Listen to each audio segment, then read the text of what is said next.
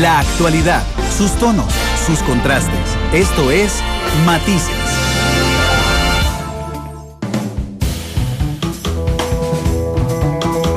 La tarde con 34 minutos, ya estamos en Matices. Ahora sí, con el tema de la entrevista de fondo, quiero agradecerle al presidente de la República, Luis Guillermo Solís, que nos acompaña en vivo desde su despacho en Casa Presidencial.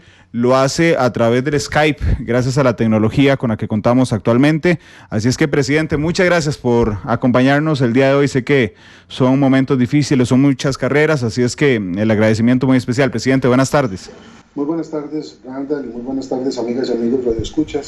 Soy yo el agradecido con ustedes porque me dan la oportunidad de conversar un ratito con las y los costarricenses sobre las últimas noticias que tenemos y los esfuerzos que estamos haciendo para atender las situaciones que se nos presentan en las zonas más complicadas, más afectadas por el huracán Otto. Presidente, empecemos justamente por lo informativo. ¿Cuál es la información más reciente con la que cuenta Casa Presidencial? Bueno, desafortunadamente que hay mucha lluvia, especialmente en la zona del Caribe. Ya los ríos están... Bueno, cambiemos de... Es imposible que se sostenga la lluvia. Lo que hace es que genera ríos crecidos, y esto obliga entonces a que estamos monitoreando permanentemente la situación. Hemos pedido al ministro Mata que movilice a efectivos de la Fuerza Pública otra vez, y ahora a las 5 de la tarde, que tenemos la segunda reunión del día del Centro de Operaciones de Emergencia, he pedido que me tengan un balance para saber si tenemos que elevar la alerta. Pero claro, todos estos ríos desaguan a la cordillera volcánica central, y eso nos complica mucho las labores en la zona.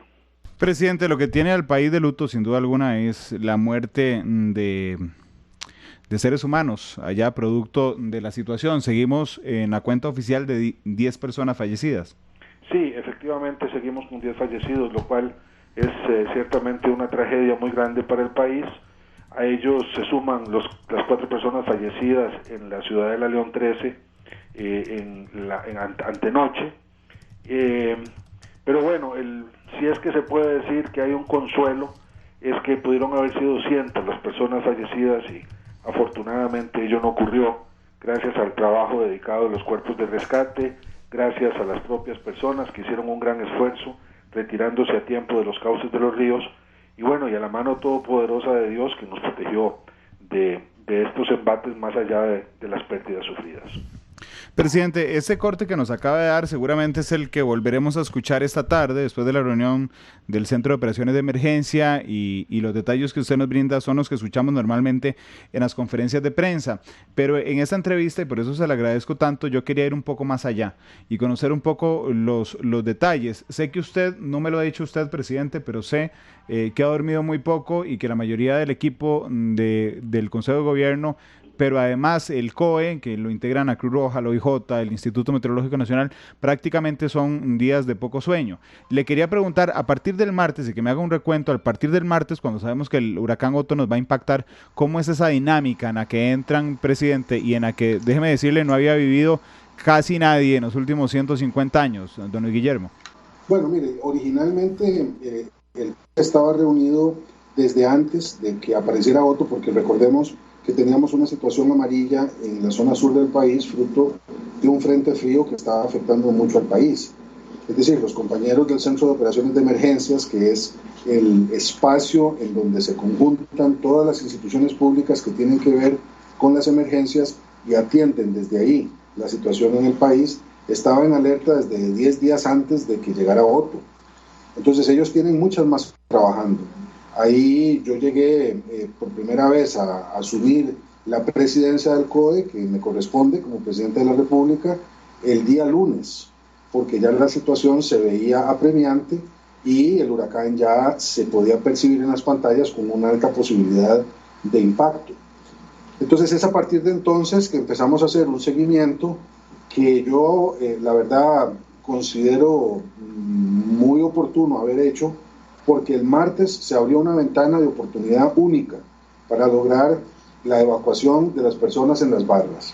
Si no hubiese sido por esa evacuación de 4.000 personas que se lograron sacar a lo largo del día martes desde las barras, gracias a la intervención de la Fuerza Pública, Bomberos, Cruz Roja y las propias comunidades que con una gran entereza nos ayudaron a movilizar gente, voluntarias y voluntarios de las barras, no habríamos logrado una movilización tan masiva en pocas horas. Y eso fue esencial, fue fundamental, porque al caer la tarde del martes e iniciar el miércoles, ya la cantidad de lluvia que estaba en las barras era demasiado grande y resultaba casi imposible sacar a la gente. Entonces yo le doy las gracias infinitas a Dios que logramos hacer esa operación, y por supuesto lo hicimos con el apoyo de estas organizaciones de primera respuesta. Presidente, ya el jueves cuando entra el huracán, todos medios de comunicación, además que vivíamos por primera vez esta situación, y ustedes en el COE, supongo, tenían gran expectativa para ver si Otto era tal como nos habían advertido. Unas horas antes, el Centro de Huracanes de los Estados Unidos nos había advertido que un cazatormentas, un avión, lo había encontrado mucho más grande de lo que se preveía. Pero a eso de las 8 de la noche ciertamente habíamos sufrido los embates, pero no habían pérdidas de vidas humanas, y eso nos generaba cierta tranquilidad. Y creo que usted lo demostró en esa conferencia de prensa de jueves a las 7 de la noche. Pero a las 9 a todos nos toma por sorpresa la situación en Upala. A usted y al COE lo tomó por sorpresa esa situación esa noche, presidente. Mire, sí, porque la verdad es que el animal era mucho más grande de lo que pensábamos, y si bien es cierto, estuvimos insistiendo una y otra vez que el curso del huracán era muy errático, si se podía haber golpeado más arriba o más abajo a Nicaragua. Nosotros teníamos escenarios que habían sido provistos por el propio Instituto Meteorológico Nacional, que decían que el huracán iba a impactar en territorio costarricense e iba a cortar de punta a punta por nuestra frontera norte con Nicaragua. Lo cierto es que nosotros lo teníamos previsto y lo veíamos en el satélite, nos permitía ver las imágenes, pero cuando entra a Costa Rica y avanza con mucha más rapidez de la que traía, ya casi, me parece recordar que a 14 o 20 kilómetros por hora se había estado desplazando con muy poca velocidad hasta ese momento, el impacto nos impresiona mucho. La cantidad de agua que cayó, 200 litros por metro cuadrado, fue verdaderamente descomunal. Yo había ido a mi casa y me devolví casi de inmediato para estar allí, y cuando llegué ya teníamos los informes de personas fallecidas. O sea, realmente fue un impacto muy rápido de muchísima agua que pasó relativamente rápido. Es decir, si usted se da cuenta, el efecto que tuvo Otto sobre la zona de Upala fue de pocas horas, 1, 2 horas, hora y media tal vez, pero de una violencia inusitada. De hecho, a partir de ahí se movió con mucha rapidez y terminó en el mar al día siguiente. Ya estaba en el mar cuando amanecimos viernes. Presidente, yo sé que usted le ha oído a la politización de este tema, y déjeme decirle que yo también lo he hecho, y lo he hecho conscientemente, porque no creo que sea el momento de buscar culpables, sino de atender a las personas que están necesitadas. Pero usted dijo una frase en las últimas conferencias de prensa que a mí no se me escapó, cuando usted señala que hubo un desorden en las primeras horas de entrega de las ayudas, particularmente en el cantón de Upala, y eso es lo que lo lleva a tomar la decisión del sábado por la mañana, enviar a la vicepresidenta de la República, Ana Elena Chacón, de alguna forma a poner orden. Cuando usted dice esa frase del desorden en las primeras horas de entrega de ayudas, ¿a qué se refiere particularmente, presidente? Bueno, en realidad la frase no fue mía, fue de un colega suyo que me preguntó si había habido desorden en Upala en el momento en que se empezaron a distribuir las ayudas, y yo lo confirmé. Es decir, había mucho desorden porque la cantidad de ayuda que se había enviado era mucha, la gente lo podía ver en la televisión, en los carros, la generosidad del pueblo costarricense se volcó sobre la emergencia. Ya desde el propio viernes hacíamos llamados para que la gente donara por medio de la Cruz Roja, etcétera, y sin embargo había quejas en los albergues de que la asistencia no estaba llegando. De hecho, había gente cercana del gobierno que estaba allí que confirmaba que no estaba llegando la asistencia a la gente.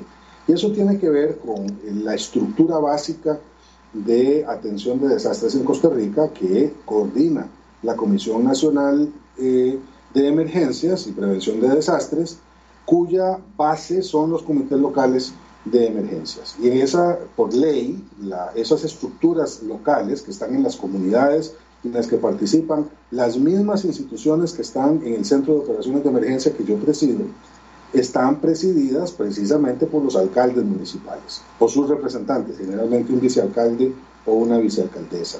Si falla ese liderazgo local, si no hay una atención oportuna y si la Comisión Nacional de Emergencias no recibe de la estructura local las indicaciones necesarias para tomar ciertas decisiones, pues es muy difícil hacerlo desde San José, ¿verdad? Lo que está más cerca de la emergencia es el comité local. Entonces, bueno, eso habrá que revisarlo en su momento, cuál fue la actuación del comité. En prácticamente todo el resto del país la cosa caminó bien. Si usted lo ve, en realidad las quejas han sido más sobre la situación en Upala, en el cantón de Upala. Hemos tenido contacto con los señores y señoras alcaldesas y alcaldes, y la verdad que ha sido un trabajo espléndido el que han hecho las municipalidades y los comités locales de emergencias. Presidente, hoy vi con cierta molestia, le voy a confesar, un video que coloca una señora en redes sociales señalando que es que usted no se ha embarrialado los pantalones y que está en la comodidad de la Comisión Nacional de Emergencias. Yo hoy, al inicio del programa, antes de contactarlo a usted, decía, bueno, pero es que lo que no saben es que el presidente no ha dormido. El presidente, y disculpe que cometa esta infidencia, presidente, pero ayer que vino aquí a las instalaciones de Centrales Radios, el presidente renqueaba ayer por una dolencia física, es decir, el presidente está desgastado y está desde aquí, y además usted ha señalado una y otra vez que lo que haría yendo a Upala es llenar esas calles de prensa y esas calles de ministros y destruir más lo poco que quedó en pie, presidente. Pero me gustaría saber qué le dice a esa gente que dice el presidente debería estar en Upala. Bueno, mire, precisamente lo que usted señalaba ahora, Randall, yo no conozco, porque no estoy viendo lo que dice la gente, buena o mala opinión sobre lo que se está haciendo desde el gobierno. La verdad que estamos todos muy ocupados para eso, pero yo he señalado ya reiteradamente lo que usted decía. Cuando yo me movilizo, por razones obvias, acompaña al presidente la prensa, ministros, técnicos, seguridad, ambulancias, y ha llegado el momento, en algunos casos, donde más bien tengo que enojarme y pedirle a toda la gente que me haga el favor de no seguirme. Por eso decidí, en la emergencia del volcán Turrialba, por ejemplo, ir a visitar a la gente solo. Me voy con mi chofer y un escolta, nada más, porque no me gusta que esto que con muy buena voluntad se me llenen las caravanas de mozotes, como diría nuestro pueblo, ¿verdad? Un montón de gente que se aparece a última hora, se va conmigo y lo único que hace es un enredo, especialmente en zonas como la zona de Upala hoy, que está llena de estos socorristas, voluntarios, empresarios, sindicalistas que están ayudando a limpiar. Si yo llego, aquello se convierte en un desorden incluso mayor, porque estamos con una emergencia en curso, no ha terminado todavía. Pero imagínense que eso ya no sea así, y que hoy estuviera muy ordenadito Upala, que no lo está. Si yo llego ahí, van a decir que ando politiqueando, y que lo que ando en Upala es tomándome la foto, que ando de princesito, buscando fotos en Upala. Entonces quedo mal por todo lado. Prefiero quedarme en San José, hacer el trabajo que estoy haciendo, como agradecer los voluntarios de la Cruz Roja que están trabajando por todas partes, reuniéndome con diputados, teniendo la posibilidad de atender desde aquí lo que puedo hacer y no andar haciendo enredo ahí en Upala, en donde ya tenemos una saturación de vehículos que está obstaculizando el trabajo. Entonces yo no conozco a la señora que puso el post, pero precisamente no voy para Upala, que iré en algún momento, porque en estos momentos puedo hacer mi trabajo desde aquí, hay suficiente gente. Allá está doña Elena, que tiene el barro hasta las orejas. Presidente, usted me podría dibujar un poco, porque ahora se quejaron, no de usted, sino de nosotros, de que habíamos centralizado de alguna forma los datos de Upala y que habíamos invisibilizado los medios de comunicación un poco, Bagaces y Bijagua particularmente. ¿Podría dibujarme un poco la realidad de esos tres sectores hoy? Sí, bueno, con todo gusto. Vea, en Bagaces Ha estado trabajando desde el viernes pasado el ministro Welmer Ramos. Allí la situación está muy bien organizada. Don Welmer tiene, está junto con el Comité Local de Emergencias trabajando día y noche llevando comida. Hoy me decía que habían repartido 300 diarios. Solamente hoy en la mañana, la gente está trabajando muy bien. Anoche estuvieron reunidos hasta como las 9:30 de la noche. Esto no quiere decir que no haya habido problemas, sí los hay. Ellos están haciendo ya planes muy específicos de recuperación de información para la fase de reconstrucción. Así que en esa parte yo creo que hay muy buena organización. De hecho, me llegó de una persona conocida anoche un reporte de que había 500 o 600 personas aisladas que requerían. Llamé inmediatamente a don Welmer, que estaba reunido con el Comité de Emergencias, y lo desmintió todo, era un reporte falso. Bijagua, la situación está difícil también, está muy cerca de Upala, hay unas zonas ahí muy anegadas, ha habido deslaves, se están atendiendo Bijagua desde Upala. Pero sí es cierto que la atención se ha centrado mucho en esa zona del norte del país, que fue la que más afectación tuvo con el huracán, y no se dice suficiente ni sobre las Barras ni sobre el sur del país, en donde ha habido todavía problemas, y tenemos también gente que está atendiendo la situación en esos otros cantones. Presidente, ¿cómo está el tema de los vuelos? Que ha sido otra discusión durante las últimas horas, en el sentido de que ustedes habían prohibido volar por la zona, justamente, entiendo, para facilitar los vuelos del Servicio de Vigilancia Aérea y de la Embajada de Estados Unidos y de Panamá. ¿Sigue esa prohibición de vuelo por esa zona? ¿Hasta dónde la alcanza, presidente? No, eso se levantó desde hace 24 más horas y está todo ya normalizado bajo el control de Aviación Civil, que es la autoridad correspondiente en esa materia, y del Servicio de Vigilancia Aérea, que está apoyando los esfuerzos de traslado, de habituallamiento a las zonas donde se le necesita. Yo lamento mucho que hayamos tenido que tomar esa medida de restricción de vuelos, pero estamos hablando de un momento en donde teníamos a 9 aeroplanos de ala fija y a primero 4 y después a 8 helicópteros haciendo traslados de este material de apoyo de emergencia, en el momento en que también nos estaban pidiendo los privados que hiciéramos espacio para ellos, y la prioridad, pues por supuesto, para evitar un accidente en momentos de mal clima, y además con pistas de aterrizaje en donde no había torres de control, porque todas son pistas muy pequeñas, pues podía generar situaciones de crisis, y no queríamos sumar más crisis a las que ya teníamos. Pero ya eso se normalizó hace más de 24 horas. Presidente, el tema de los desaparecidos, que creo que correctamente el gobierno de la República ha sido muy prudente en no brindar una cifra de personas desaparecidas, porque podrían encontrarse en un albergue y le podríamos generar una preocupación temporal injusta a alguna de las familias. Y no le estoy pidiendo datos, y por favor no me los dé. Lo que le pido es si han ido depurando esa lista de desaparecidos que tiene las autoridades con personas que aparecen justamente en los albergues. Sí, se ha depurado mucho. Incluso hoy en la mañana, creo, vimos el parte de 6 turistas españolas que estaban desaparecidas, entre comillas, pero que no tenían ningún problema. Estaban unas en la zona norte y otras en la zona sur del país, y ya sus nombres fueron notificados a la Embajada de España. Hay una depuración de listas permanentes. Nosotros dimos números, creo que fue el sábado en la noche, y yo creo que eso generó una gran confusión en la gente, porque cuando en una tragedia de estas uno piensa en desaparecidos, Randall, generalmente pues piensa que están muertos, y eso no es así. Hay personas que se fueron a las casas de vecinos, de parientes. Por ejemplo, nos reportaban personas que se les había llevado el agua porque la casa había desaparecido, y resulta que en la casa no había nadie, y los vecinos no se dieron cuenta que los dueños de las casas no estaban en ese momento en sus residencias, sino que se habían evacuado. En fin, un montón de temas que al final de cuentas hacen que el número varíe mucho. Entonces, cuando ya no haya ninguna duda de que una persona está desaparecida, pues lo reportaremos así. De hecho, hemos querido que sea el 911, 911 y el OIJ los que se encarguen del tema, para ni siquiera meter al gobierno en una labor que es eminentemente técnica. Presidente, el otro tema, y ayer a mí me llamó mucho la atención que Upala estuviera lleno de gente, pero lamentablemente no es necesariamente llena de gente ayudando.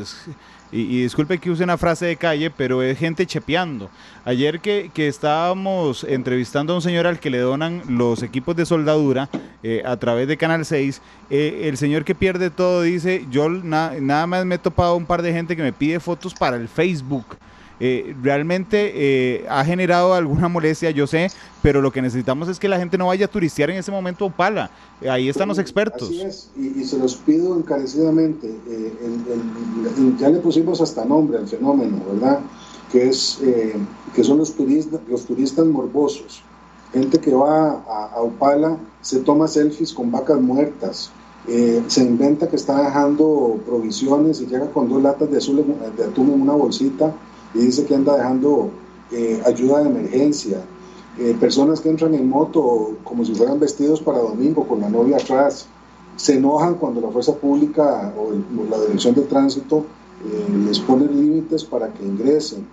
Ahora, hay otras personas que llegan con muy buena fe a participar realmente con su donación, pero si llegan solas, si no tienen ninguna relación con las autoridades de la Cruz Roja, pues sería muy oportuno que dejaran las cosas tal vez en uno de los retenes que hay a la entrada de Upala.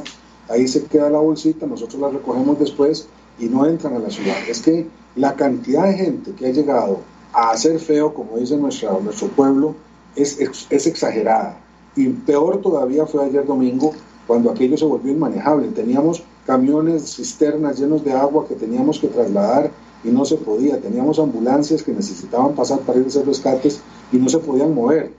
Porque además del problema de los mirones, tuvimos una situación de mucho barro en las calles, que ya se está limpiando, y también basura y implementos eléctricos y muebles viejos que estaban tirados en la calle. La gente los sacó para limpiar las casas y después los dejó para ser recogidos como basura, y no fue sino hasta hoy que ya empezó ese trabajo que requirió buscar un lugar a donde depositar todos esos utensilios desechados. Entonces lo del tráfico ha sido un poco complicado, la verdad. Presidente, es impresionante la cantidad de pajaritos que vuelan ahí en Casa Presidencial y que se oyen a través del micrófono. Sé que tiene un jardín a la par detrás de la oficina.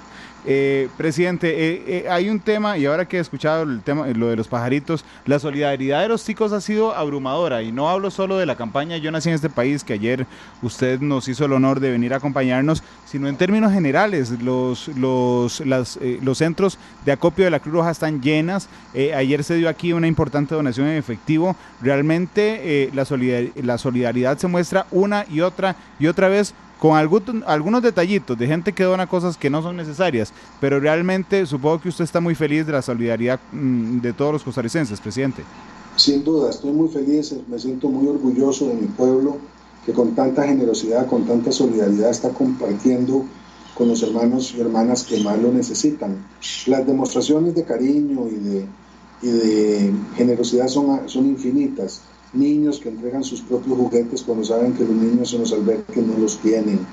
Niñas y niños que llegaron a la maratónica Yo Nací en este País, que Repretel, el Banco de Costa Rica, organiza con sus chanchitos para que sus ahorros los usemos para atender a los chiquitos como ellos.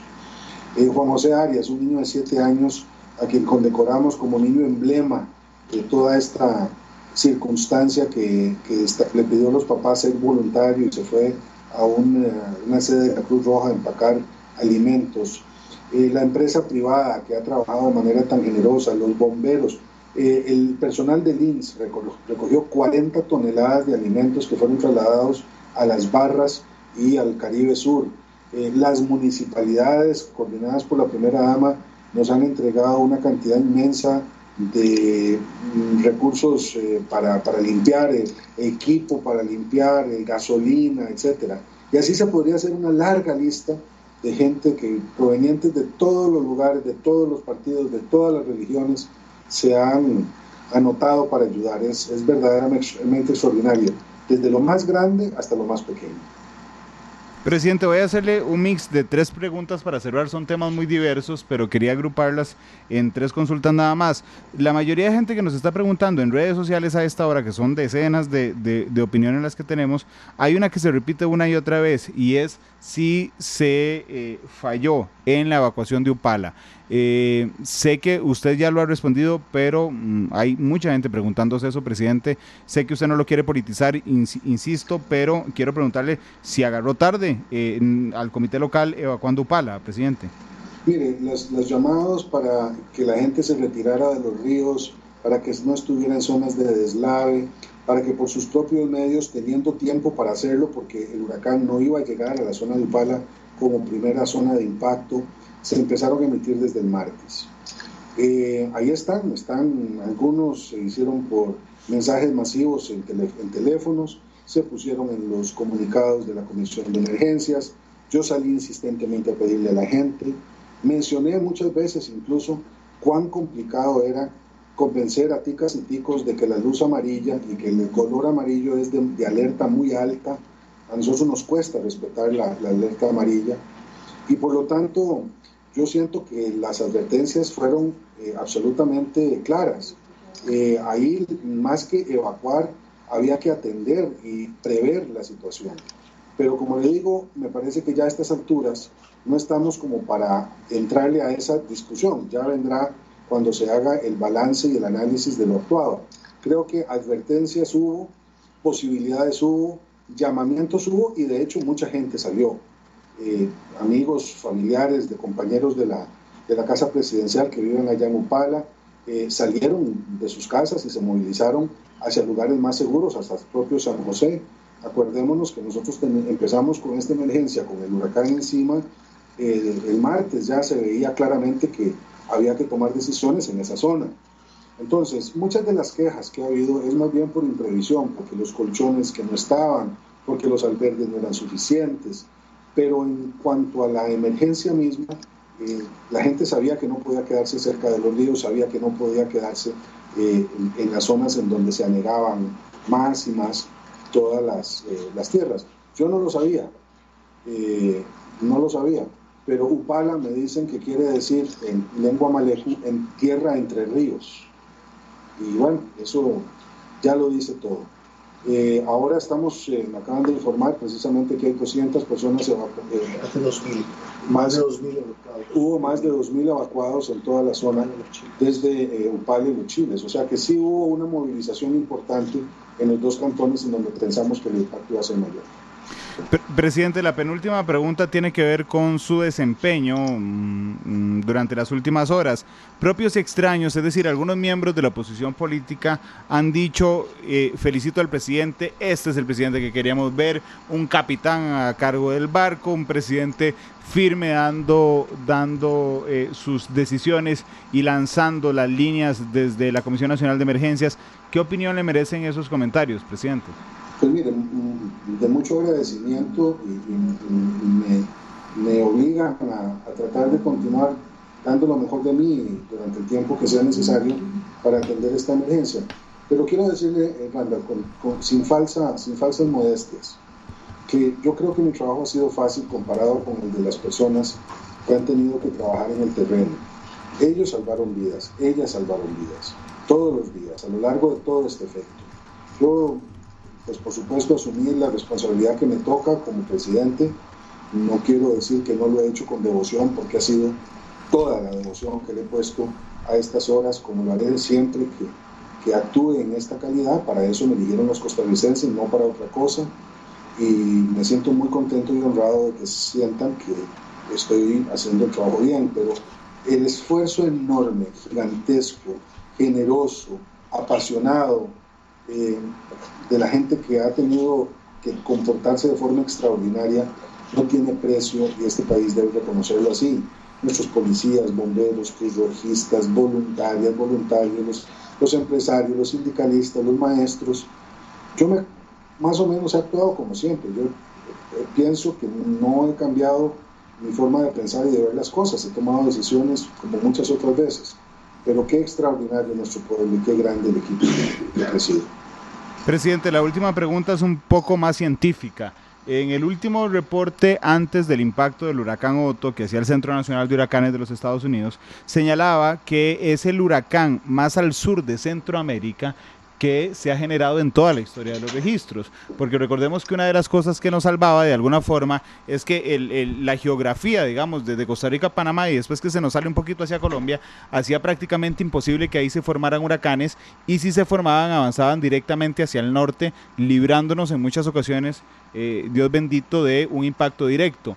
Pero en este caso el huracán se forma en una zona donde es poco común, a prácticamente 5 días de que se acabe la temporada de huracanes, y cruza, digamos, el territorio ísmico, costarricense y nicaragüense. Esto nos pone de alerta ante la nueva temporada de huracanes que arrancará el 1 de junio y ante las que vengan producto del calentamiento global. ¿Ha sido un tema que han conversado ustedes con los expertos? Mire, sobre eso no hemos conversado porque hemos estado tan ocupados con que no queremos pensar en otro. Pero evidentemente, si pasó, puede volver a pasar. Estamos a más de 150 años de que ocurriera el último, que tuviéramos un fenómeno parecido a que fue una depresión tropical que tuvimos en 1865, por ahí, no me acuerdo ahora, que es la última registrada. Y la verdad, esta circunstancia nos ha dejado, ¿verdad?, con esta preocupación de que puede volver a suceder en cualquier momento. Por eso estamos preparando, como parte del trabajo que toca en las próximas semanas, una valoración de las lecciones aprendidas y de las necesarias modificaciones que hay que hacer en la estructura de nuestros cuerpos de seguridad para atender eventos de esta magnitud. Claramente no estábamos con suficiente experiencia para atender un fenómeno de este tamaño, que se pudo manejar gracias a la habilidad y a la eficiencia de nuestros expertos y a la gran devoción, como digo, de nuestros muchachas y muchachos de acueductos, alcantarillados y del ICE, que han sido estupendos también en este proceso, garantizando servicios, agua, luz eléctrica a las comunidades. Pero yo, por ejemplo, creo que para atender un fenómeno de esta magnitud se necesita mucha mayor centralización en la etapa del manejo de la crisis. También creo que se pueden aprender de lecciones que otros países han tenido y que permiten que no se pierdan vidas. Así es que vamos a estar viendo todas esas condiciones. Presidente, quiero agradecerle mucho el tiempo que sacó para esta entrevista. Uno puede criticar algunas decisiones suyas, puede criticar políticas, puede criticar ideas, puede criticar manifestaciones, pero yo creo que lo que nadie critica, porque ha sido innegable desde que empezó la emergencia, presidente, es su entrega. Yo ahora lo comentaba, yo lo he visto un par de veces desde que inició la emergencia y sé, porque se nota, sé que está cansado, pero además sé que cuando usted dijo esa frase que a todos nos caló profundamente, a mí también lo hizo, cuando usted dijo el duelo es más que una firma, se lleva en el alma, y lo llevamos con el dolor en el alma de pérdida de seres humanos, todos entendimos que usted estaba afectado también en lo personal. Yo quiero agradecerle y reconocerle, presidente, la entrega que ha tenido en el manejo personal de esta situación, presidente. Muchas gracias, Randall. Y sí, sigo muy dolido por la pérdida de vidas, tanto en Upala como en Bagaces y también en el incendio de ayer. Yo firmé este decreto de duelo nacional de 3 días, muy consciente de lo diferente que es este caso de otros que hemos tenido en el pasado. Y como historiador, por supuesto que valoro mucho las diferencias entre los momentos históricos que a uno le toca. A Costa Rica le tocó el suyo, creo que está sacando la tarea con mucha distinción, y no lo digo por el gobierno, sino por la gente, y agradezco mucho el amor de este pueblo por los que han sido afectados y sufren más en esta hora. Presidente, que Dios le dé sabiduría para dirigir al país. Muchísimas gracias, don Luis Guillermo. Muchas gracias, que estén muy bien. Buenas tardes. 3 de la tarde con 8 minutos. Gracias al presidente de la República, Luis Guillermo Solís, quien nos brindaba esta entrevista. 40 minutos duró esta entrevista, creo que es una de las más amplias que ha dado el presidente después del choque inminente del huracán Otto. Creo efectivamente, además, que no es un momento ni para politizar ni para polemizar, sino para brindar el apoyo, conocer de primera mano las gestiones que hace Casa Presidencial. Siguen nuestros hermanos, algunos desaparecidos, algunos sin casa, algunos sin lugar donde dormir, algunos con hambre, y es momento justamente simplemente de arrollarnos las mangas y ponernos a trabajar por Costa Rica. 3:08. Vamos a la pausa y regreso para los minutos que nos queden, recibir un par de llamadas de ustedes opinando sobre ese tema. Si quieren opinar sobre la labor del presidente, si quieren opinar sobre la respuesta, si quieren mandar un mensaje de solidaridad, nuestras líneas están abiertas. 3:09.